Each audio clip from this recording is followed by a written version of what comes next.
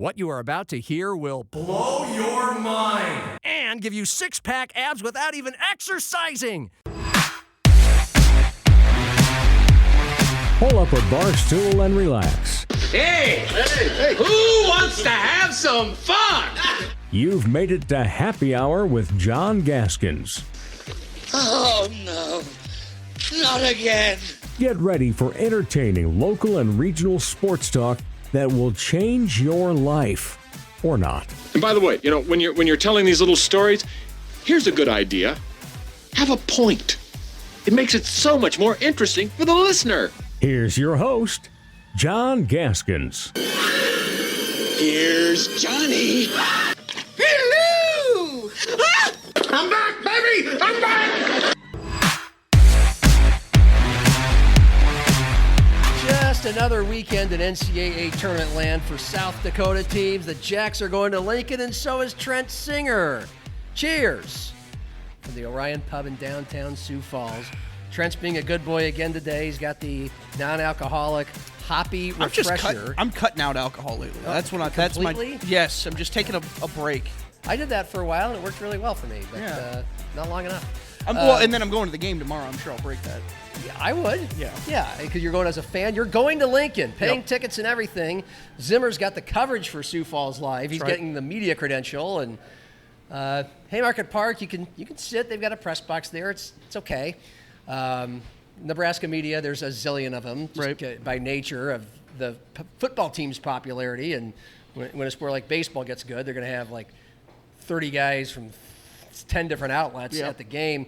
But boy, it's a great park to roam and enjoy yourself. I'm sure whatever seat you have, it's a great park. Yep. This is for all the Jacks fans going. Just enjoy yourself. Your seat is your seat, but let the ballpark be your oyster, because you can walk all the way around it. Your kids that's what I was huge hoping. Playground for the kids to play at if you want that. And I've never been to Lincoln, so that was the main never reason. been to Lincoln at all. Yep. Wow. And I figured it'd be a cool little day trip with me and the wife, and so we're gonna go find some place to eat, maybe some places to browse and shop, and then go to the game. I've got some lists for you. I got some recommendations. I threw some of them out there with Zim yesterday, and you know his attention span and threshold for stuff like that.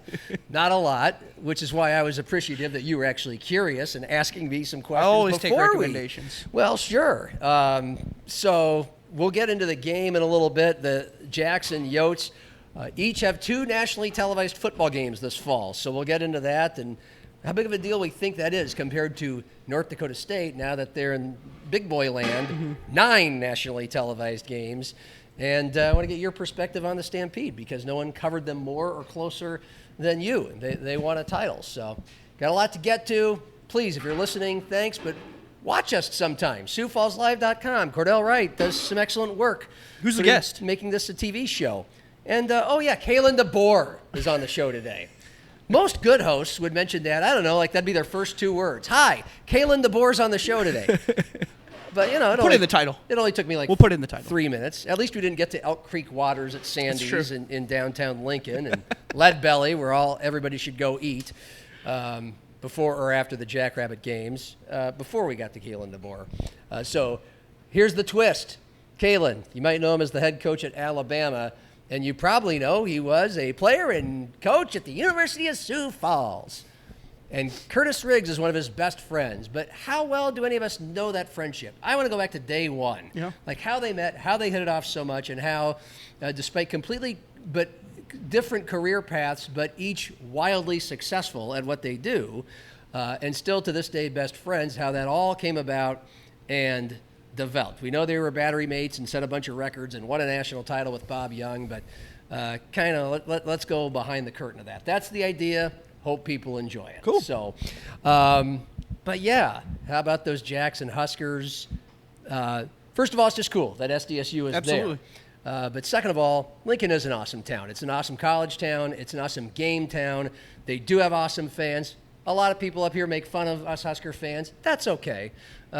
Some of us, after 20 years of football losing, have been, what's the word? Humbled, and try to be self-deprecating and realistic about things. But we still love our Huskers, and you're gonna enjoy a very festive downtown Lincoln and Haymarket district Friday, think Saturday, so. however long you're going to be there. So I'm glad you want to be a part of it. Should be some, I'm thinking just regionally with the way it's set up too.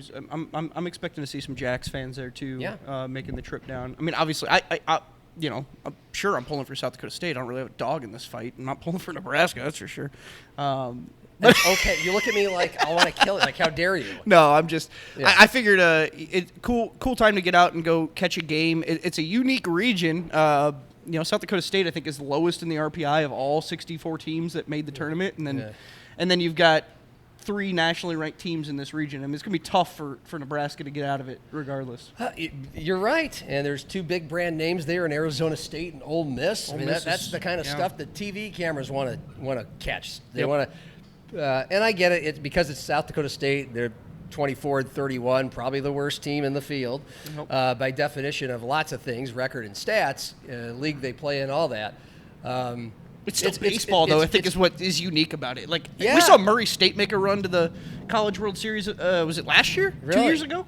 They got to Omaha, and that was an incredible run. Murray State. Yeah. Wow. So, I mean, it can be done. Murray State was a better team than the South Dakota State they're team. in Kentucky, and they're in the South, and they should have better players. But Their facilities, though. I mean, I'll tell you right now, like, I think South Dakota State might have better facilities than Murray State did. And he would know because he actually covered Murray State. That run injected some money into that program, which was nice. So, it can be done. And look, a lot of the same things that composed of SDSU's resume, for lack of a better word, matches USD softball with losing record, a number 4 seed going into the Summit League tournament, beating the number 1 seed twice, big upset.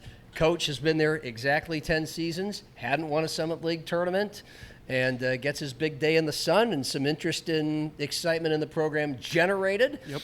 And hopefully there's somewhat of a performance like the Yotes gave Nebraska softball, who might win the College World Series that starts tonight. I mean, they're definitely in the mix. They were the number 4 overall national seed, and we saw USD lead 1-0, I believe, through 5 innings or going into the bottom of the 5th. So that's all you ask for if you're a Jack fan. Let's not get a blowout early. Represent yourselves well. Make it interesting. Make the Huskers and their fans squirm a little bit. That'd be a lot of fun. And then see where the game takes you. And whether they have the chops to do it, I don't know. Softball's a different sport. Both sports obviously hinge a lot on the pitcher, like hockey does on a goalie, right? Softball, tell me if you agree or disagree. It's even more pitcher-oriented and pitcher-dominated. I think so. And Madison Evans became a dominant pitcher down the stretch of the season, and she just carried it into Lincoln and kept the very noisy Husker bats quiet. But when you got that kind of a pitcher, you have the chance. I don't know if it's the Jacks have that. They don't have that kind of starting pitcher. It's a rotation that had a 7.4 ERA. And the actual best pitcher and the only all-league pitcher from the Jacks is Ty Madison, and he's a reliever. So we'll see. Chances are you're going to have to get the bats going, and the Huskers are going to have their ace. They're not saving their ace for whoever they would play if they beat South Dakota State. You got to win the first game. Yeah, I mean, they're putting the idea. their best guy out there. Well, and I saw somebody make that comparison to Murray State earlier today when I saw that Nebraska announced that they were starting their ace. I believe Carson Jassa is his name. Okay. Yes. And got it right here. That's Murray State's. I just revealed to you how much I've been watching Husker baseball. Hey, I'm busy. We got sports to cover up here. I got a life, Cha-Cha. I don't watch and follow Nebraska baseball very much. I will now. Yep. But go on. I think when Murray State won their region, I think they beat Ole Miss that year, and they didn't have to face Ole Miss's ace in the first game, and they were able to win that game. And so you look at a scenario like that, you have to win the first game. I mean, you have to give yourself a chance to get into that winner's bracket final to get to the championship. Right. And in order to do it, you got to win the first game. So I think throwing out your ace is always, to me, the way to go. I don't like this whole it's overthinking when you start to get too managerial with it. I get it if you have a really good staff, how it would really want to tempt you, but I think you go with the guy that you trust the most, and that's what Nebraska is going to do in this game. And South Dakota State are probably, they're obviously going to have to do the same. And they're going to just have to find ways to produce some offense and get some runners on base. The guy that the Huskers are throwing out there is Carson Jassa, 376 earned run average, pretty good in college baseball. That's good in Big Aluminum Ten. Bats, my God. 109 strikeouts, just 45 walks in 81 1/3 innings. Will Bolt just said, we feel like he gives us the best chance to set the tone. No matter who you're playing this time of year, it's 3 wins to win the tournament. We feel like he gives us a really good chance because tomorrow to set a really good tone for the entire weekend. So there you go. From the Omaha World Herald, SDSU owns by many metrics, the weakest offense in the entire 64-team postseason field. So what they lack in starting pitching, they do not make up for in hitting. They're just going to have a big day.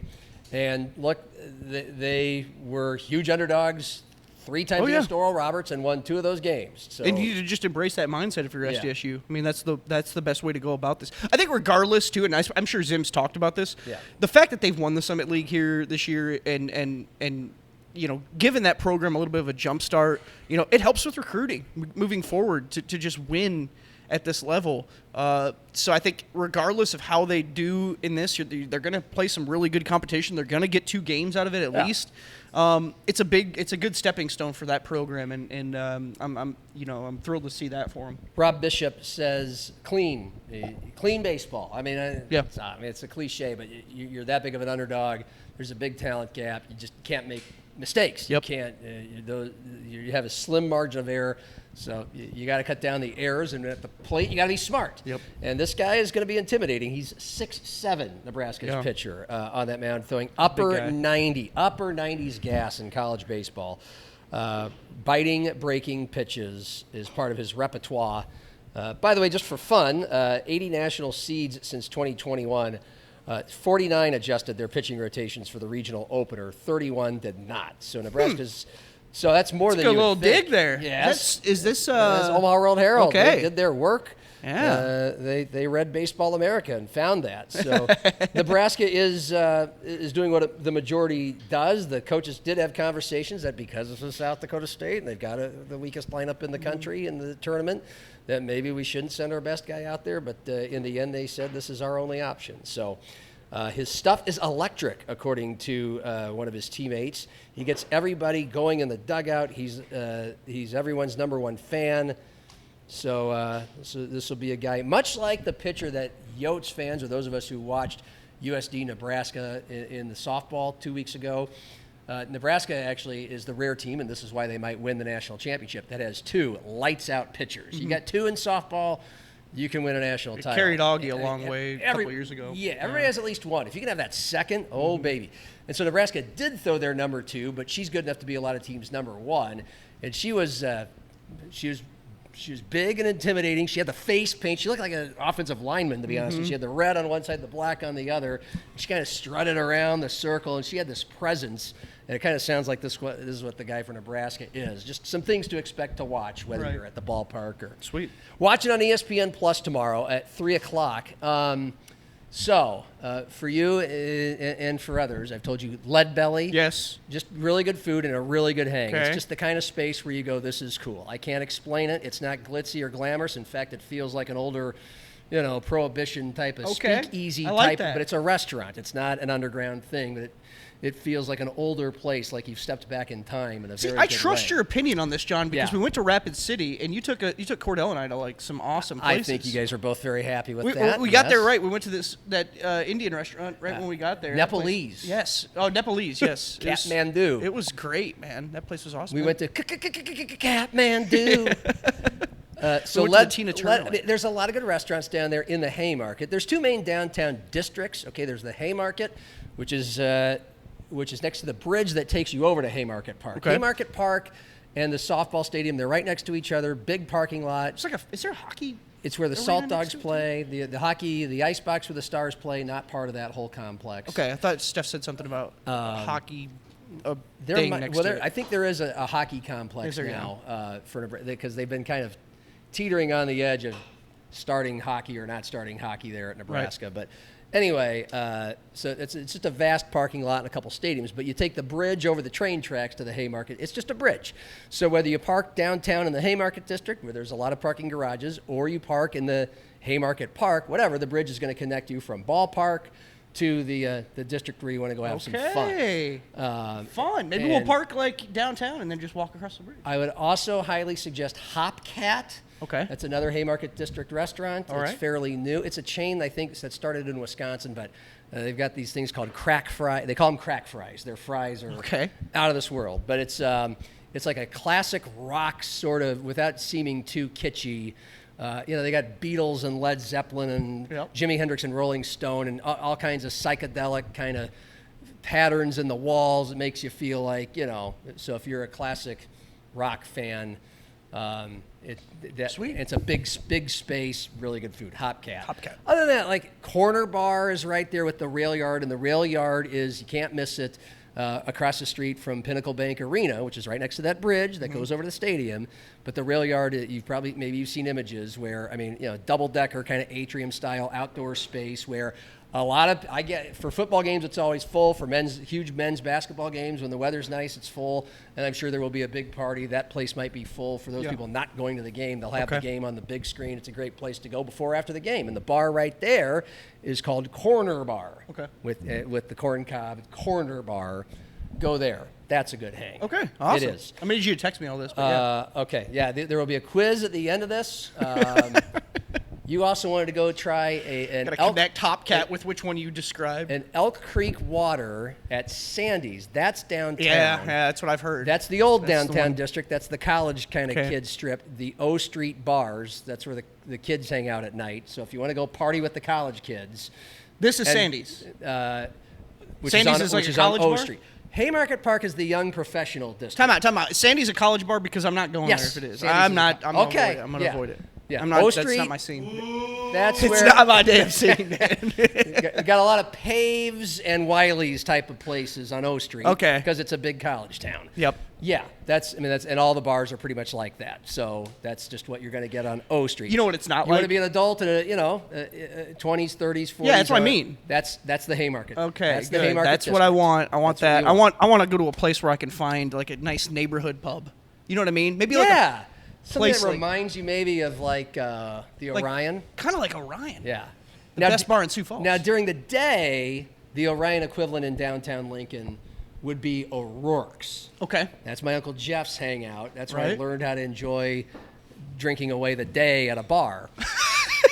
That's the place I want to find, First bar I ever went to in my life after Nebraska crushed Colorado 52-7 in 1992. Nice. I was 13. They let me in.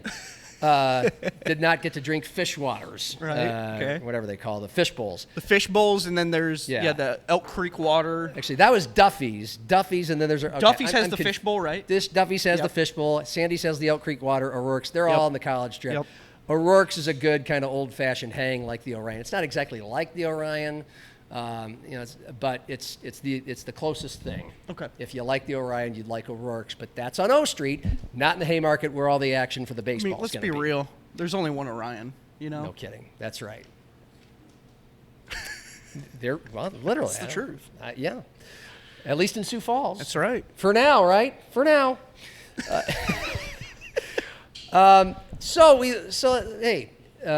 So game day for Husker baseball when they're in the NCAA tournament and they haven't hosted a regional since 2008. Gonna feel almost like a football Saturday in Lincoln. Probably only 1/5 the amount of people that will be in.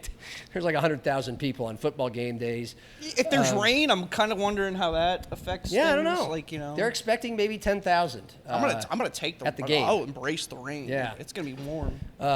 We learned. We got our whistles wet for football yesterday with the announcement of a bunch of TV games. Yep.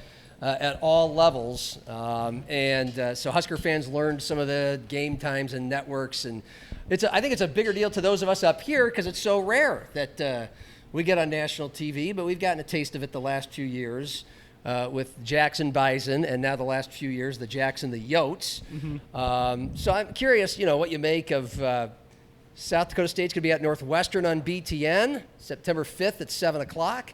And USD is going to Boise State. Those are the big non-con money games for these squads. That game's going to be on CBS Network, a 9 o'clock game. And then the Jacks and Yotes are once again going to be on national TV, but time to be determined, just like last 2 years. Is that typically been the thing where they announced the SDSU USD game nationally this early? Because I don't really recall I that. think last year they did. Did they do? Okay. They did. And look, it's and last year, I think the last 2 years it got thrown on ESPNU. And that's a big drop-off. You're going to get just a much smaller audience because ESPN and ESPN2 are on a lot of people's cable services. ESPNU is usually, you got to buy a package to find that. But hey, a national TV game is a national TV game. Right. So I don't know if that gets you excited or not for these games. Well, is it? Let me ask you how big of a deal you think this is for fans, for recruits, for in general. Yeah, I don't know that it's that big of a deal. I think it's for fans. It is. I think for fans, you want it. It's cool. It just reminds you that it's coming. It's on its way. But yeah, I don't. News side. Hey, look, we'll report whatever news around this time of year. It starts to really slow down in June and July. Here's what I'll make of it is. You look at North Dakota State being on 9 times. Yeah. Ed Rooney, 9 times, almost every game on national TV. And are most of those games on CBS Sports Network and the CW? Yeah. Yes. And you can laugh at that, and it seems like kind of the bargain bin of national TV football. But it still is national TV football. I think if this was your school, you'd be pretty excited about this. And so for the 2 games that the Jacks and the Yotes definitely get in the regular season, for me, and this is why it's so big of a deal for North Dakota State to get 9 of them, is the masses may not be watching or that interested. Come on, I mean, Yeah. up against Pac. Well, and that's not Pac-12 anymore. Up against Big 12 and SEC games, no. But recruits of these schools will be watching, and casual people that live around here will be watching. That may not be that. The more visibility you have, the better. The better. We've had how many thousands of people move to Sioux Falls in the last 20 years? 50, 60? How many more Jackrabbit football fans are there than there were 10 years ago? A bunch. Yeah. They built a new stadium. They finally started filling it once there was a national title. Not everybody just grew up Jacks fans and went to SDSU. Like, some people move here. They want to find something, a sports entity to latch onto, something that grows and gets big and successful. They go, that Jacks football looks cool. I'll do that. Yeah. And if it's on TV, the average casual fan who may not be a big fan of these teams It's gonna. but It's well, still. they're not going to lunge at the sorry to keep it No, you're good. at the Valley football streaming package to find where these games are streamed. No, absolutely not. But if they're listed and they wake up and they find, wow, South Dakota State's on Big Ten Network tonight, then you might get a new fan or two just by that game being on TV. And if they have a good showing, even better. Well, it's all about branding. Yes. And I can't tell you how many times on a Saturday that it's been late at night and I'm watching, Hawaii or Sacramento State, whoever's playing out there west, and so and from that perspective, like, I'll watch whatever's on sometimes during the college football season, and I think. Which conference is it? The MAC, who has embraced the Tuesday model, and everybody makes fun of it. It works, and nobody likes it. Like, and a lot of times there aren't fans at the games themselves. Yeah, the stadiums don't ever look good. But on a Tuesday night, man, I ain't got anything else to do. Sometimes I'm flipping that game on. I love the point that you made. Go ahead. I think Andy Reid has discovered some players by doing that, right? Have you heard the stories of him seeing Kareem Hunt, and I think it was Carson Steele, their backup. He's found these guys out of the MAC from just watching these sitting Wednesday, Tuesday night games, man. Yeah. Because, a lot of games are played between 11 a.m. and 11 p.m. on Saturdays, and the country is, we're slaves. We're slaves to that, and football, NFL all day. And we know college games, the early window starts at 11, and there's this game on ABC, and there's this game on am I ESPN. alone? Do you do the same thing? Do you watch, like, a random game if it's on late at night? Yes. Well, that's you. So this is where it gets to be a bigger deal, is when USD plays Boise State at 9 o'clock. A lot of people are going to be tuning into the start of that game. Yeah. But once I don't know, Alabama, Georgia, or whatever the big game is on, a Notre Dame game on NBC or whatever, once those games are over and you still want to watch a little football, you're just on your couch there. Like, well, what's on now? And by now, most people know you're going to find a Mountain West game. And I think most people do know that Mountain West games are a lot of times on CBS Sports Network. Sports bars are going to have all the channels of the games, and USD is going to pop up all over the country on that one TV in the sports bar. CBS, just little stuff like that. And it's branding too, like that. Those little things matter. Speaking of Mountain West, did you see Jason X schedule release video today? I've heard it. I haven't, but I heard he plays. Oh, it's brilliant. Yeah, he plays Tony you gotta Soprano? you gotta find this. Yes, he's just playing Tony Soprano, and they're doing the "Woke up this morning, got yourself a gun," and they I swear it's almost shot for shot the intro. It's great, man. It's Beautiful. Brilliant stuff by their social media team. I don't know how much the inspiration came from Jason Eck being the head coach, but man, he's perfect to play Tony Soprano. He's got the black shirt on, the cigar hanging out of his mouth as he's driving too, and. It's great, Cornell's man. tracking that down. Yeah, you gotta find that. Yeah, I mean, 1 or 2 more good years for that guy in New Mexico. I mean, he's a star. You know what I mean? man. This kind of stuff that gets around, and Just some power conference is going to hire this guy. Just play the Partly- full thing. I mean, Yeah. you gotta see this full intro. This is the best intro in all of television, maybe.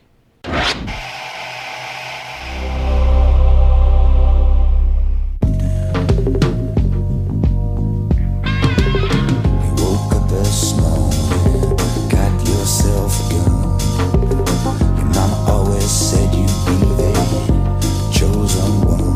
She said you're 1 in a million, you got to burn the shine. You were born under a bad sign with a blue moon in your eye.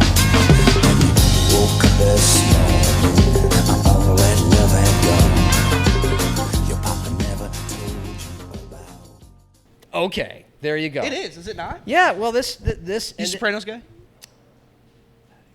I'm aware of it. Not a huge Okay. fan. I'm a massive Sopranos. I'm I've seen not. it 3 I'm not times. surprised. I never lunged into it the same way so many people I know did, and I meet Yeah. people who never got into Seinfeld or Curb Your Enthusiasm. I'm like, what's wrong with you? How? How do you not? But different strokes, different folks. Yep. I appreciate, respect The Sopranos, the writing, the storylines. I just didn't watch every episode. No, yeah. I never go back to it. But that's I think that's a good play by New Mexico. It's brilliant. Yeah, Brilliant. to cast Jason Eck as Tony Soprano. But to conclude the TV thing, look, yeah, this is where being in the Mountain West is a good thing for North Dakota State and for if SDSU or USD would ever go, is because you do have some of these late games, plus you have the Friday night games. Same thing. Yeah. You may think that's random or whatever, or Neverland. People sometimes are on the couch wanting to watch a little football, and you'd never know what kind of new fans you're gonna make, or recruits you're gonna make of having one of the few games on at that time. And there's a bunch of those in the Mountain West on Friday and late Saturday nights by virtue of being in the western part of the United States. You know, I should say, I think it's great that they obviously that these, the exposure that North Dakota State's going to get with these games, and obviously, USD, South Dakota State being nationally televised. It's great. It's all great. I just think announcing it in June, is it going to really get people excited? I don't know. How many people are running to their calendars to mark that, right off the bat? Like, nobody's doing that. Yeah, we were hook, line, and sinker. We put it on our show. I think it's, sure, it's awesome, and it's news. It's the talk of Nebraska's national championship. Oh, Freudian slip. Nationally televised games. This is the year, John. Sure. Yeah, this is the year we win 8. It's talk of the town for a couple of days. Right. And just because I looked it up, so I think you'll find this. So how many people actually watch these things? And how big of a deal is being on ESPN or ESPN2 versus ESPNU, which are the 3 options for the Jacks and the Yotes. Those kind of what everybody was wondering for Jacks and Bison last year. I mean, that was number 1 versus number 2 on October 25th. Best 2 teams and biggest, most known rivalry in the FCS. People who watch nothing but Big Ten and SEC by now, if you're a big enough football fan, the Jacks and the Bison in that rivalry. And yet, at undefeated and number 1, number 2, it still was placed on ESPNU because apparently there were there's still bigger games than that. Oh, for sure. And about 80,000 people watched that. Not a lot. Wow. USD SDSU, I know a couple years ago, that was about 40,000. That's not very many eyeballs. It's better than nothing. Oh yeah. But last year's highest rated college football broadcast was the national title game. Of course. Indiana, Miami, 30 million. After that, the Rose Bowl with Kalen DeBoer and Alabama playing Indiana, 24 million. Ohio State, Michigan was the highest rated regular season game. Makes sense, 18.5 million. After that, it was Georgia, Texas, Ohio State at 16 million. Now, just compare an 80,000 or so that will probably catch the Jacks and the Yotes sometime on whatever date it is in October. I just was like, well, how does that compare to a Garden Fair Big Ten matchup between, say, Nebraska and Northwestern? Both unranked, both not very good, 11 a.m. on Big Ten Network. Yeah, right. We're not talking 11 a.m. on ABC.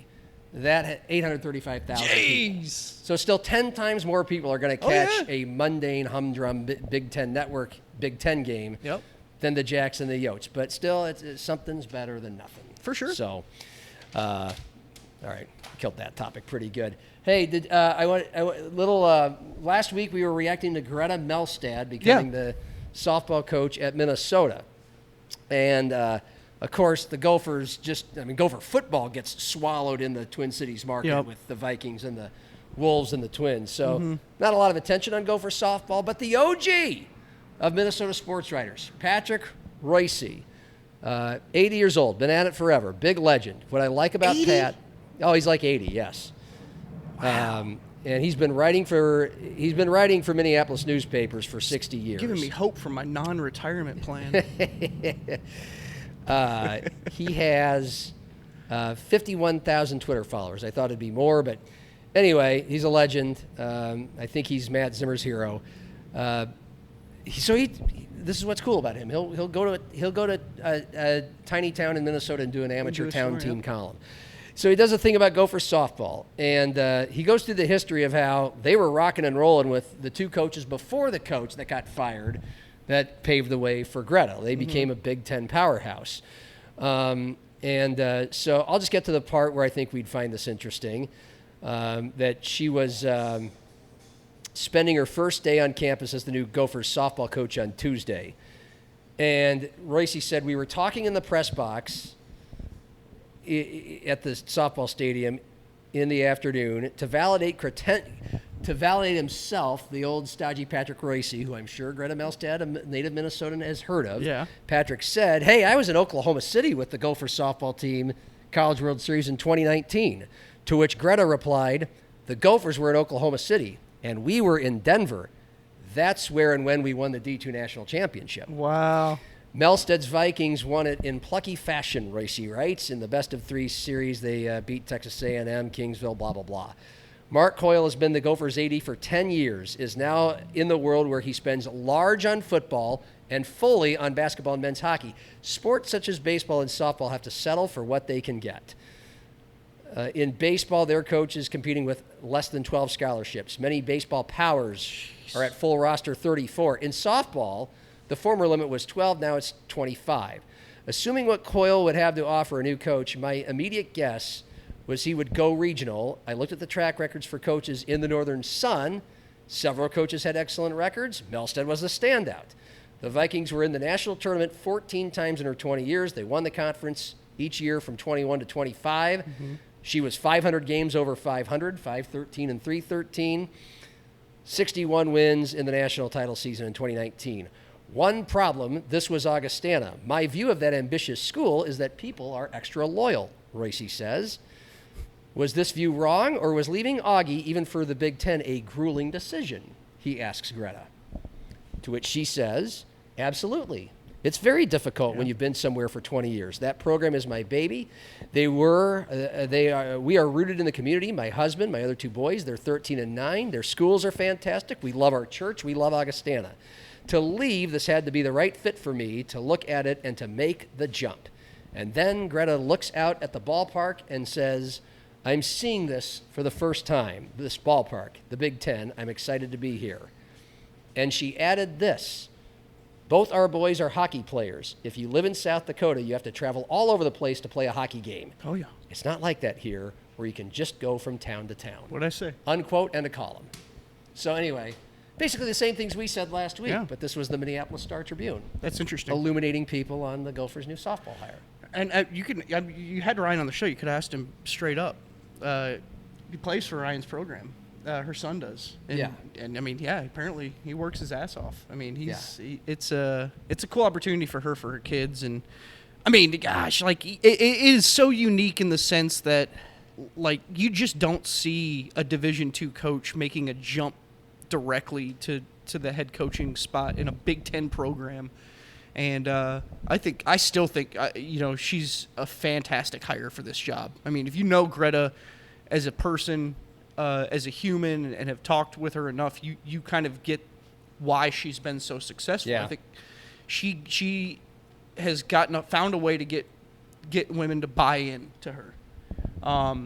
And I think you saw that this year. She didn't have the greatest team this year. They were a really good hitting team. They struggled pitching early on. They were really young in those spots.